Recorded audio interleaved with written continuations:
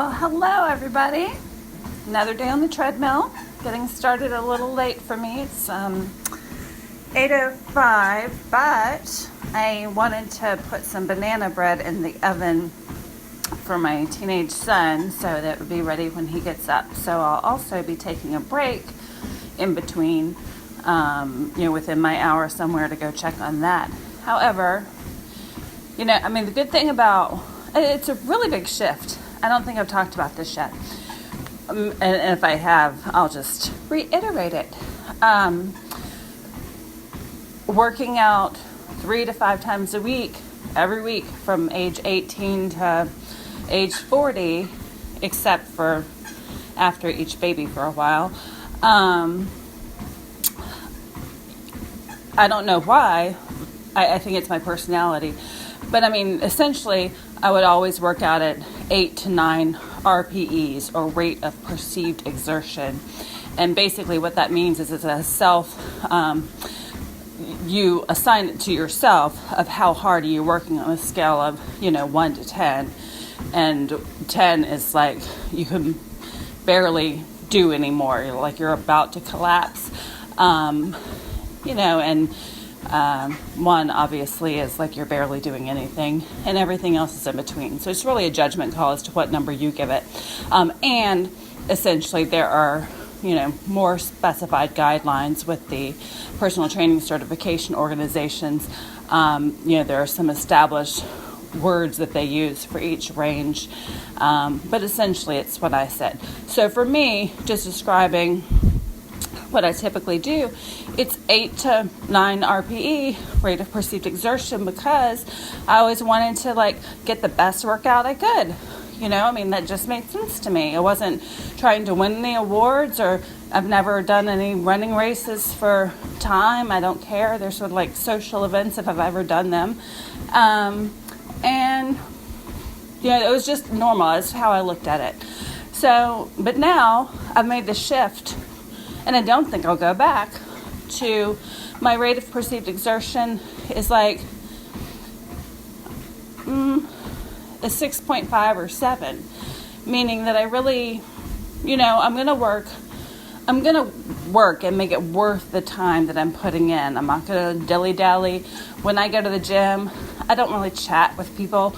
Even my daughter, if I go with her, if she needs to talk to me because she's a teenager and she's been on a huge roller coaster of emotions for the last few years, not to mention the fact that she had spinal fusion surgery, and that was a pretty significant life event that, that hits on all angles: physical, emotional, mental, psychological. It just sort of gets you from all directions.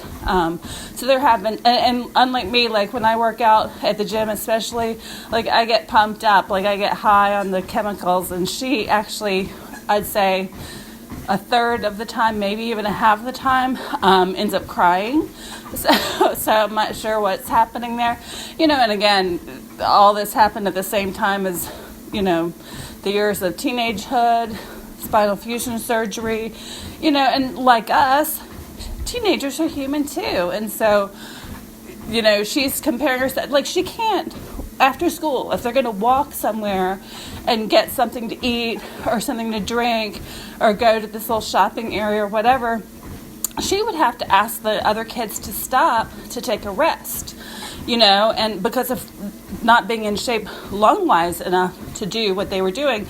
And what were they doing? They were walking. So she's a 15-year-old person who is not overweight, who, eats junk food, but she also eats healthy food. She's not she's not doing anything extraordinarily differently than anybody else, and she just couldn't keep up. And that's dejecting for any of us. And so the point of that is, being 51, I have points, I really do. I guess the point of that is that it's easy, to get upset when you are not even able to do the normal things of life. And honestly, during my mom caregiving years in her home, I reached that point too. So, where I was wishing for bedtime before 12 noon, and that's after I had slept all night, where my body was aching, so much, like I had the flu, but I didn't. And it was almost every day. And so it got to some points during the day when I couldn't even sit up anymore. Because your body, stress, we'll talk about stress in more detail one day, but I mean, stress will shut your body down if you get pushed past a point of, I don't know what a point, if you get pushed over the edge, basically, your body will shut down. And mine did for long periods of time. I continued to go down and care for my mother where she lived in a different city. Anyway, that's a different story, and I will be putting up a blog about that, but that's not this. This is about RPEs, rate of perceived exertion. So just the mental shift of saying, I'm only going to do 6.5 to 7 RPEs means that I don't think, I love going to the gym and I love working out. I've never been a home worker-outer until now, but even though I have a lot of equipment, I've never used it. So, even when I go to the gym, I love it. I think because I started when I was relatively young, it's incorporated into all the cells in my body that it makes me feel so good that there's a reinforcing thing in my mind that makes me want to exercise. However, if I think about, exercising at the level of what I would define as an 8 or a 9 RPE, it's still a lot of work. It seems hard. And so that can sort of hold you back from doing, what you committed to do. But this whole thing of going, I'm not going to really work that hard. I'm going to go and do the treadmill at whatever rate, I feel is a 6.57. I'm going to lift weights at whatever rate I feel is a 6.57. And, I'll have my workout in, and that's enough to stay in shape. I don't know. I don't know what I was going for before. I don't know. I don't really compare myself to others in terms of, I want to look better than her. I don't compete in anything and never have aspired to compete in anything. So I'm not sure what it was. I do get good chemicals out of it. Well, actually, honestly, probably what it was it probably does go back to, I don't know. It probably does go back to the tie that I had in my mind until the age of 38, the connection I had between self-worth and appearance that, of course, was instilled in my childhood. And strangely enough, I broke that connection between self-worth and appearance by losing weight and getting in the best shape of my life, and I still wasn't happy. So then I was like, if you have subconscious beliefs, that is the key. Prove it right or prove it wrong by action, by actually taking action and getting real results. And then that really does prove to your brain in your subconscious whether something is false or whether it's true. And since that time, even as I've gained, that took me down to 132 and body fat measurement tools are really inaccurate. But if I take the average of the two that I used at 11% body fat, I weighed 132. I was really strong. I was doing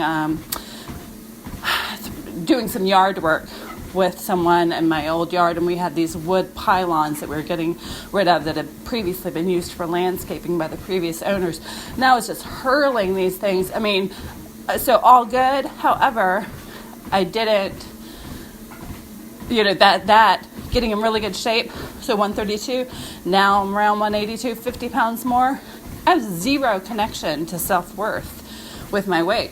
It really did break it, right? And it broke it not in a way that you would think so. You would think that you would break that connection, I don't know how you would think you break that connection, but that's how I broke it.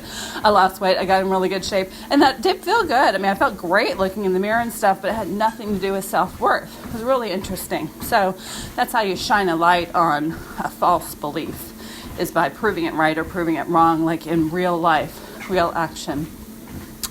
All that to say, we started this whole thing with talking about rate of perceived exertion and the impact, your decision about what you're going for and the impact that has on your mentality when you're thinking about your upcoming day. And the same would be true when we come up with some label later, but the same would be true for how you're going to eat. If you say, I'm only going to eat 1,200 calories, if I go above that, I failed for the day, you're going to perceive the day a lot differently than if you say, you know what, I'm going to eat healthy today. I'm going to make choices that support eating healthy. Instead of eating junky snacks, I'm going to eat healthy snacks. Or instead of looking at the day of eating a certain number of calories, I'm going to ditch that whole idea, but I'm just going to focus on eating nutritionally. There's a lot of different ways that you can look at how you're making lifestyle changes when it comes to your food. And do not discount the importance of creating a mentality that is going to lead towards success versus creating a mentality that is going to sabotage you around every corner, Anyway, that's today. Shortly, I'm going to take my little break, not shortly, 20 minutes, I'm going to take a break and go check out that banana nut bread, get back down here and start working out again, finish out my hour, and then I'll be off to the races. So I hope that you have a great day, you have a really productive day. Maybe you think a little bit about rate of perceived exertion and see how what your expectations are of you, and then how that either empowers you to success or it sabotages your success, and maybe make a shift. I don't think I'll ever go back. I mean, I love exercising. I'm committed to keeping it up the rest of my life, but I don't think I'll ever go back to thinking about trying to achieve at an 8 to 9. I just don't care. It just doesn't matter. If I'm going for health, it really doesn't. I mean, I do care about my appearance, and that I would love to look in the mirror and look like I still feel, like I still think in my mind that I'm that old in shape person. I look in the mirror, I'm like, things are not quite there. I'm never going to get back to 132 because I don't want to do what's necessary to get there. And that's fine. That's a conscious choice I'm making. Anyway, again, have a great day. If you're at the end of your day and you're looking back on it and you're listening to this, I hope that you had a great day. If you didn't, who cares? Wipe the slate clean, take your Etch-a-Sketch, turn it upside down, shake it. Tomorrow's a new day. Go to bed, sleep well, start fresh tomorrow. It's just another day, no big deal. All right, hope you have a good one. I'll talk to you tomorrow.